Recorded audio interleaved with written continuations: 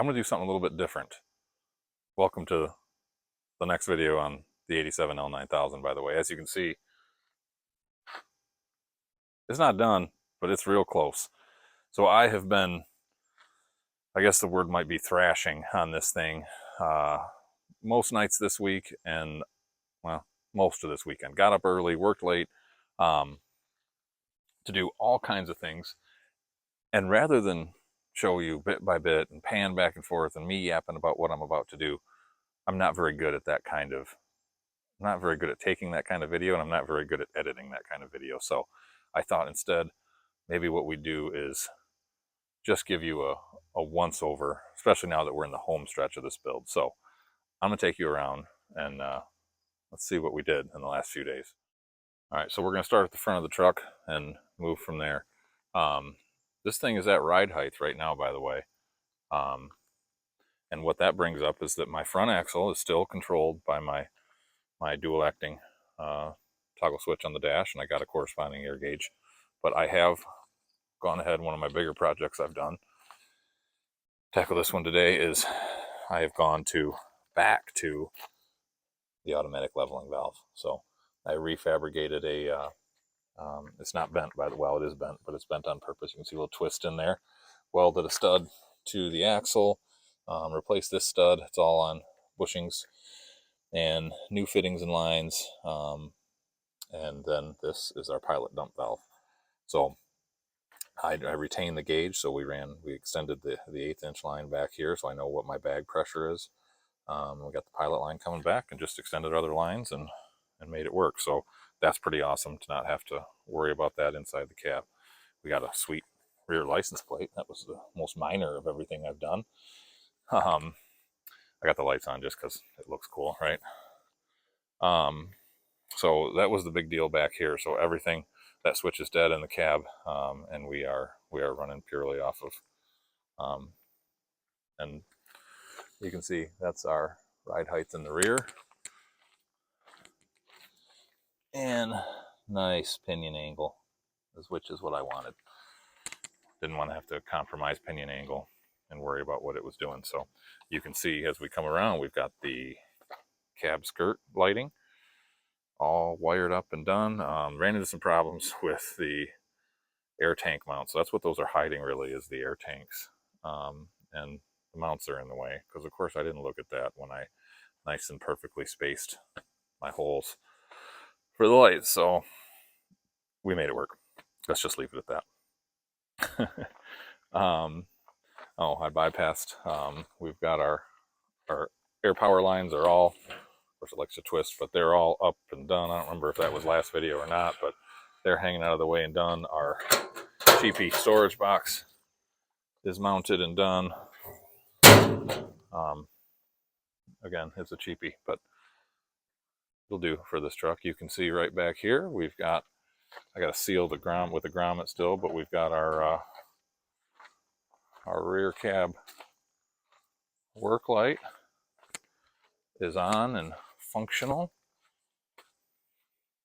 God, I love this truck. Oh, I don't remember. I think it might be that guy. Oh, that's if we turn ignition on. Yeah, that guy.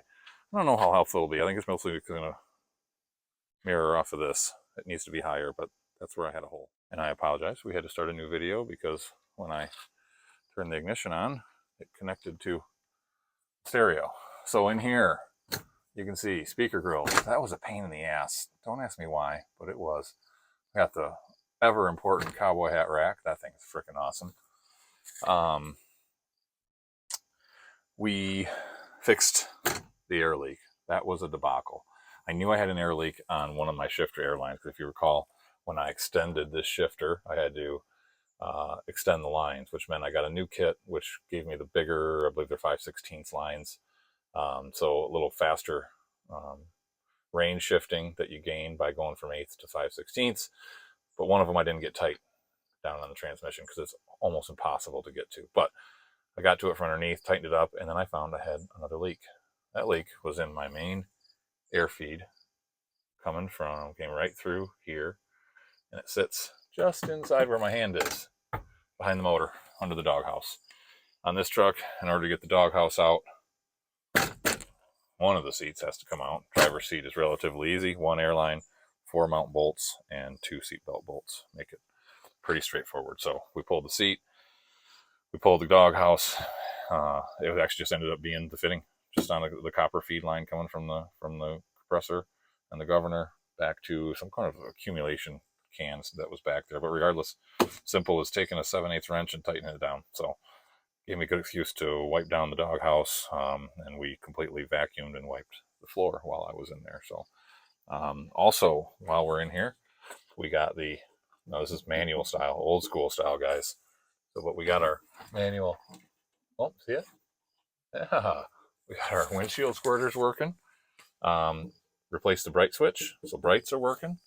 Oh, and by the way, let's watch the dump valve. So I repurposed, this was my PTO air cylinder, so we'll get to that, but I've removed the PTO. Obviously, I'm not using it.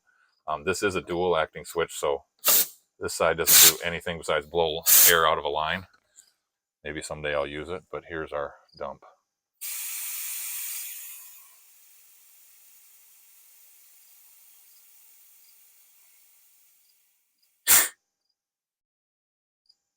There we go. Pretty sweet, huh? And obviously, it wants to air back up now. I did, when I want to park like that, put this valve in, which this is my feed line back to the bag. So that's pretty sweet. So we got a whole bunch of more stuff working in here, basically. We've still got to get to, eventually I'll repaint this, where I did the other color. I don't know when that's going to happen. I got to get to, see that dust? Yeah, we got to get to cleaning those seats. And a few other little odds and ends, but for the most part, the interior now is done. Well, I take that back, I lied. Still on my list is I got to paint this dash, which is going to be tedious and time consuming, but it's going to get done. Another big project. I pulled my front hub covers and needed to change the fluid. One of these was a little milky, the other one was just dirty, but fresh gear oil in the front hubs, and I pulled those off. I actually stole a page out of, if you guys don't watch his channel, check out Cab Over Gary. Really, really good guy, and has a sweet, I think it's a 91 Freightliner cab over. I don't know what those were. FSCs or FLCs? I don't remember. Not FLC. Anyway, I'm not up in my Freightliner lingo, but regardless, he just had a little project where he started polishing his. He's not quite done, so I copied him. I got to be honest. I didn't polish mine. I took a wire wheel to him, and that's going to be good enough for now until I've got more time. But I really, really liking the look with the exposed hubs on the front. Really fits the motif of this truck, which is a shiny work truck, right? So we like to see the moving parts, functioning parts of the truck. What else? What else, fellas? Oh, see that? Oh, ignition's not on. No trailer hooked up, so all we get is a dot. But trailer brake controller is wired up, ready to rock. So, if I'm correct, since I already DOT'd this, the only thing left for this truck to be DOT legal, well, two things. One's not going to get changed. One is that my reverse lights don't come on with reverse. They come on with a switch. They do work. So I don't think DOT would approve of that, but they do work. So we'll sneak by on that. Three things, I lied. Third thing is my lettering isn't on yet. It's coming. My lettering guy's a little slow. So it's just going to be I'm not sure exactly what color. We're still working that out, but it's going to be real faint down here, and just the bare minimum requirement, which is business name and DOT number. So it'll just say Barkman Landscaping and US.1464065, and that's it. And then, option 3 is my turn signals quit working. I don't know why. They just come on solid on the rear and nothing on the front. So I don't know. I either have a short with something I wired up here, or my flasher can went bad. I've yet to deduce what it is. So we'll get to that. Boy, I'm trying to remember. That seems like not very much, guys, that I did, but it was an awful lot. Gosh darn it. What else did I work on this weekend? Anyway, the PTO was the big thing, which doesn't look like anything, but the PTO's gone. Removed the entire PTO. I actually found that it had a leaking seal, ordered the seal. My parts store got the wrong one in. So I said, you know what, instead of just replacing the seal, let's just lose the PTO. Let's be done with it. I don't need it. So I took off the air cylinder, I took off the PTO drive shaft, and then I fabricated a block off plate, which is on there, and then we put fresh synthetic trans fluid in. It does shift a little nicer now with that, so that's a plus. So I think every fluid in this truck has now been changed and is fresh. Filter and fluid, other than power steering fluid, is still the old stuff. It's great color, it's full, so we're just going to leave that be. So anyway, I guess that's about the size of it, fellas. Boy, that sounds like not much, but I tell you, I had 7 hours into it today, and 8 yesterday, so plus a couple hours on 2 or 3 nights this week. So that's that. I'm going to give you a little driving video too, just because everyone likes that and it's fun, and you can laugh at my shifting and downshifting abilities, or lack thereof. But I think this thing is gonna go take me to work a couple days this week. I'd like to try to figure out that flasher can deal, obviously, so I have turn signals. But if I don't, I don't. But we'll see what we can come up with. But yeah, she's gonna hit the road as a legal beagle, almost DOT'd, running, driving semi-tractor, which is pretty awesome. It's pretty awesome to have that feeling going down the road, knowing that I pulled this thing out of a field 9 months ago, where it had been sitting for God knows how long, and it was a house moving truck. And here she sits as a running, driving, shiny, mostly pretty road tractor, just the way it was built in 1987 in Louisville, Kentucky. So she ain't perfect, guys, but I'm proud of it. I'm proud of all the work and ingenuity and sweat and blood and tears that went into this thing. And it's not done. Don't worry. There'll still be more videos on it, because we're not complete yet. But yeah, pretty cool to drive down the road knowing what it was just a short time ago. I remembered. I forgot. I did have a request from a subscriber.